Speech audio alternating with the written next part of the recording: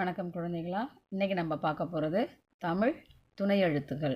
இந்த துணை எழுத்துக்கள் எல்லாத்துக்குமே ஒரு பேர் உண்டு. அதனோட பேர் என்ன அப்படிங்கிறத நம்ம இந்த வகுப்பில் பார்க்க போகிறோம். இப்போ ஃபஸ்ட்டு இந்த எழுத்துக்கு பேர் துணைக்கால். இதுக்கு எங்கெல்லாம் பயன்படுத்துவோம்? கா, சா அப்படின்னு நீண்டு ஒழிக்கும்போது இந்த துணைக்கால் எழுத்தை நம்ம பயன்படுத்துவோம். அடுத்து இது லாவ்லே சின்னதாக இருக்கும். இதுக்கு பேர் கொம்புக்கால். இந்த கொம்புக்கால் எப்போ வரும் அப்படின்னா கவ் எழுதும் பொழுது இந்த பக்கத்தில் சின்னதாக வரக்கூடிய அந்த எழுத்து தான் என்னது? கொம்புக்கால்.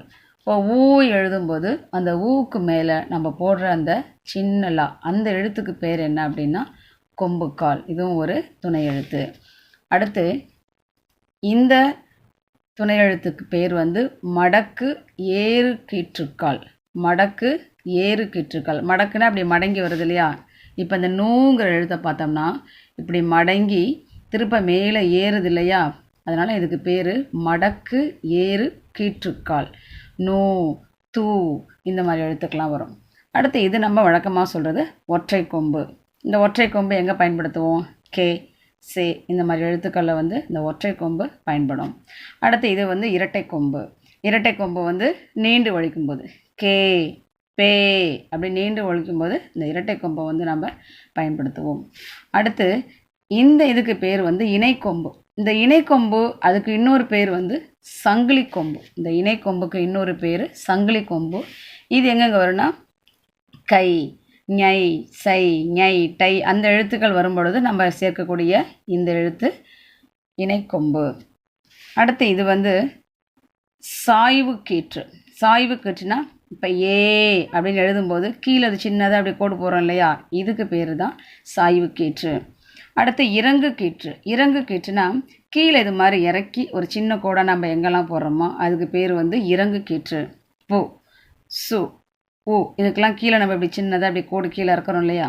இதுக்கு பேர் இதுவும் ஒரு இணை எழுத்து தான். இந்த எழுத்துக்கு பேர் இறங்கு கீற்று. இதுக்கு பேர் இறங்கு கீற்று. அடுத்து மடக்கு ஏறு கீற்று. மடக்கு ஏறு கீற்றில் இதுவும் அதே மாதிரி தான். இந்த இடத்துல இப்படி மடக்கி இப்படி ஏறுறோம். ஆனால் ஏறி இப்படி போட்டால் அதுக்கு பேர் தான் கீற்றுக்கால். கீற்றுக்காலுங்கும்போது நம்ம மேலே இப்படி தூக்கி அதுக்கு ஒரு கால் போடுவோம் இல்லையா? அதனால் அதுக்கு பேர் கீற்றுக்கால். நம்ம இங்கே மேலே இப்படி தூக்கி போடாத மேலே ஒரு கோடு மட்டும் எடுக்கிறோம். அதனால் இதுக்கு பேர் மடக்கு ஏறு கீற்று. இந்த நூக்கு கீழே வரக்கூடிய இந்த துணை எழுத்து. அதே மாதிரி இங்கேயும் தூளை பார்த்திங்கன்னா இந்த வரக்கூடியது இந்த இடத்துக்கு பேர் தான் மடக்கு ஏறு கீற்று. அடுத்து பின் வளை கீற்று.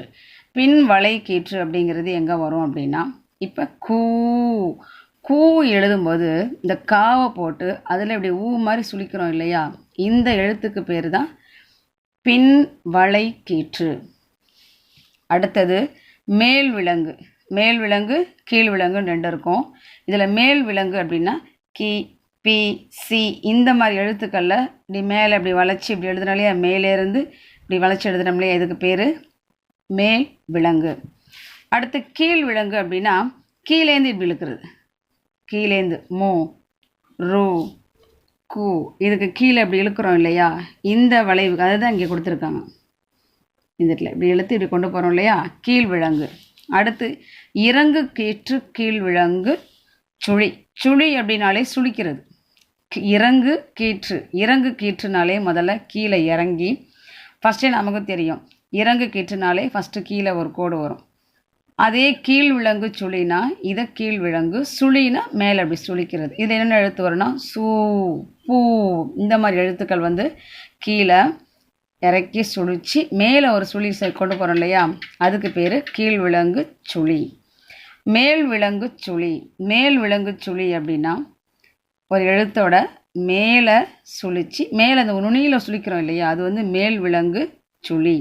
கீ, தீ அப்படின்னு வரும். அடுத்து கீழ் விலங்கு சுழி. இந்த கீழ் விலங்கு சுழிங்கிறது கீழே அதே மாதிரி இழுத்து இப்படி மேலே சுழிக்கிறோம் இல்லையா? இது கீழ் விலங்கு சுழி. பிறை சுழி. பிறை சுழினா நம்ம எழுதுகிற ஆவில் இப்படி கீழே சுழிச்சு வரோம் இல்லையா?